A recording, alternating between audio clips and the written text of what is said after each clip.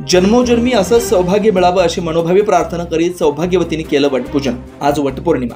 या पौर्णिमेला सौभाग्यवती महिला अखंड सौभाग्य प्राप्तीसाठी वटवृक्षाची मनपूर्वक पूजा करतात। सौभाग्यवती महिलांसाठी वटपौर्णिमा पूजा म्हणजे जन्मोजन्मी असंच सौभाग्य मिळावं अशी प्रार्थना करण्याचा सण। याला आध्यात्मिक, वैज्ञानिक, शास्त्रीय महत्त्व आहे।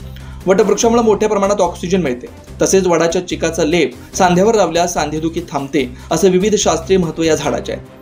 मात्र काहींच्या मते वटपौर्णिमा म्हणजे 7 जन्म हाच पती मिळावा यासाठी करण्यात येणारी पूजा असा समज आहे। प्रत्यक्षात मात्र सौभाग्य म्हणजे पती, धनधान्य, ऐश्वर्य, आरोग्य, पुत्रपौत्र इत्यादी असा अर्थ आहे।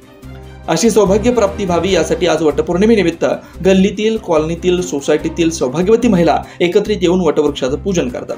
काही ठिकाणी वटवृक्ष नसल्यामुळे वडाच्या रोपाचं पूजन करण्यात आलं, तर काही ठिकाणी वटवृक्ष आहे तिथे सौभाग्यवती महिलांची मोठी गर्दी होती।